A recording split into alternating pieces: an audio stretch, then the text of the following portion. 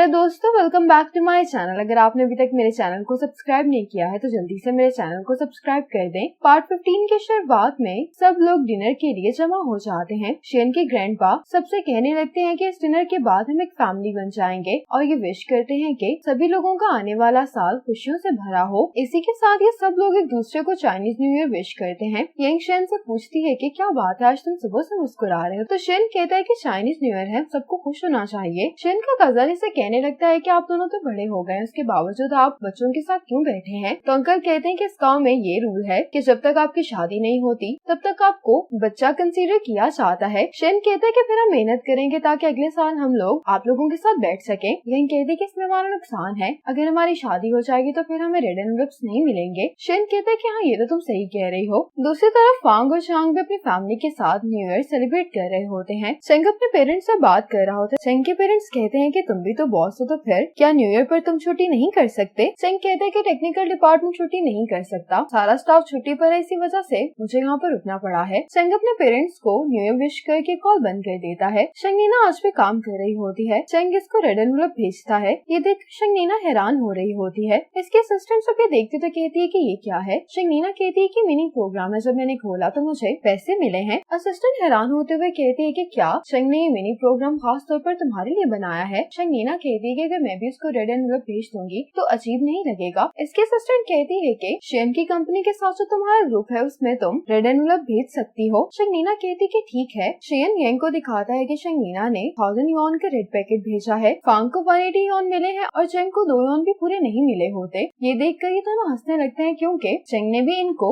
1 Yon से कम का red packet भेजा होता है। यंग कहती है कि ये यही डिजर्व करता है। शेंगनीना को बुरा लग रहा होता है कि चेंग को बहुत कम पैसे मिले हैं, इसीलिए ये चेंग को थैंक्स का मैसेज करते साथ में इसको न्यू ईयर भी विश करती है। अब शेन और यांग फायर क्रैकर्स खरीदने के लिए आते हैं। शेन जब पैसे दे रहा होता तो यांग यहाँ से कुछ और भी ले लेती है। शेन इससे पूछता है कि तुमने क्या खरीदा, लेकिन यांग इसको नहीं बताती। यहाँ से चाहते हुए शेन यांग से पूछ रहा होता है कि तुमने क्या खरीदा, लेकिन यांग इसको नहीं बताती। शेन यांग से कहते कि क्या तुमने चेरी बॉम्ब्स लिए हैं? यांग कहती है कि हाँ। शेन कहता है कि बचपन में मैं लड़कियों को डराने के लिए उन पर फेंका करता था। यांग कहती है कि मुझे वो लड़के बहुत बुरे लगते थे जो मेरी तरफ ये चेरी बॉम्ब्स फेंका करते थे। शेन कहते हैं कि क्या कभी मैंने तुम्हारे साथ ऐसा किया है? तो यांग कहती है कि नहीं, क्योंकि छुट्टियों में मैं अपने डैड के होम टाउन चली जाती थी। शेन कहते हैं कि इसका मतलब है कि हम पहली बार एक साथ चाइनीज न्यू ईयर सेलिब्रेट कर रहे हैं। यांग कहती है कि हाँ। यांग ने बबल गम भी खरीदी होती है। ये जब शेन को बबल गम देती तो शेन कहता है कि हम कंपटीशन करते हैं। अब ये दोनों एक साथ बबल गम से बैलून बनाने लगते हैं और देख रहे होते हैं कि किसका बबल ज्यादा बड़ा है। यांग शेन का बबल खराब कर देती है और कहती है कि तुम जीत गए हो। अब शेन और यांग जब वापस आते हैं तो इन दोनों को ग्रैंडपा से रेड एनवेलप मिलते हैं। साथ ही यांग की मॉम भी इन दोनों को रेड एनवेलप देने के लिए आ जाती है। शेन की मॉम इसको कहती है कि तुम ऊपर जाकर रेड बैग से गिफ्ट्स लेकर आओ। शेन अपना रेड एनवेलप यांग को देते हुए कहता है कि तुम ये रख लो। यांग कहती है कि वो क्यों? शेन कहता है कि कल हम कार्ड्स खेलने वाले हैं, अगर हम टीम बनकर खेलेंगे तो मुझे यकीन है कि हमारे पैसे डबल हो जाएंगे। यांग कहती है कि ठीक है।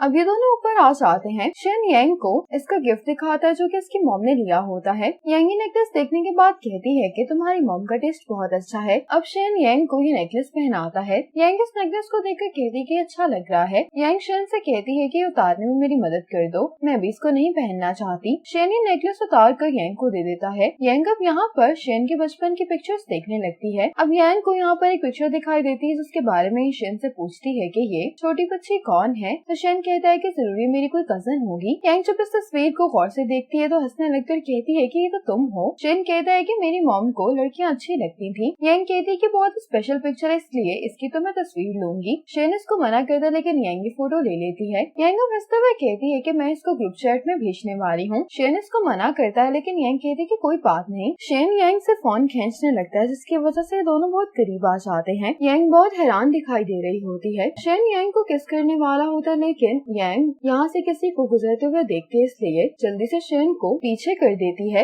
यांग कहती है कि मैंने अभी यहाँ पर किसी को गुजरते हुए देखा है। शेन बाहर देखने के लिए चाहता है लेकिन बाहर कोई भी नहीं होता। वापिस अंदर आने के बाद शेन यांग से माफी मांगता है। यांग भी बहुत ही ऑकवर्ड महसूस कर रही होती है। ये कुछ कहने वाली होती कि इतने में शेन की मॉम इन दोनों को बाहर बुला रही होती है कि फायरवर्क्स शुरू होने वाले हैं। यांग कहती है कि मैं जा रही हूँ। शेन यांग को रोकना चाह रहा होता है लेकिन नहीं रोक पाता। अब ये दोनों बाहर फायरवर्क्स देखने के लिए आ जाते हैं। शेन पीछे खड़ा यांग को देख रहा होता है और फिर यहाँ से चला जाता है। यांग भी शेन को अंदर जाता हुआ देख लेती जाती है। शेन को अपने ऊपर अफसोस हो रहा होता है कि यंग मुझे अपना दोस्त समझती है और मैं न जाने क्या सोच रहा हूँ। यंग शेन को मैसेज करना चाह रही होती, इतने में इसकी मॉम कहती है कि अब तुम्हें सो जाना चाहिए। ये सुनते ही यंग अपना मैसेज मिटा देती है और शेन को सेंड नहीं करती। अब सुबह होते ही यंग की फैमिली वापस जा रही होती है। शेन की मॉम कहती है कि शेन अभी तक सो रहा है, जब भी वो घर वापस आता है तो वो दोपहर से पहले नहीं उठता। यंग कहती है कोई बात नहीं, हम लोग वीचैट पर बात कर लेंगे। यंग अपनी फैमिली के साथ यहाँ से चली जाती है। यंग शेन को मैसेज कहती है कि इमरजेंसी की वजह से हमें जाना पड़ रहा है। ये मैसेज देखते ही शेन जल्दी से बाहर आता है, मॉम से पूछता है कि क्या वो लोग जा चुके हैं। तो मॉम कहती है कि हाँ वो अभी गए हैं। मॉम कहने लगती है कि वो लोग राइस डम्पलिंग्स तो यहीं पर भूल गए हैं जो तुम्हारे ग्रैंडपा ने उनके लिए प्रिपेयर किए थे। शेन अपनी मॉम से कहता है कि मैं ही उन तक पहुंचा देता हूँ। शेन अब जल्दी से यंग को मैसेज करता है कि तुम लोग राइस डम्पलिंग्स यहीं पर भूल गए, इसलिए तुम मेरा इंतजार करना। शेन अब साइकिल पर ये राइस डम्पलिंग्स इनके पास लेकर आ जाता है। शेन यंग से कल रात के बारे में बात करना चाह रहा होता है तो यंग कहती है कि कोई बात नहीं, तुम ज्यादा मत सोचना।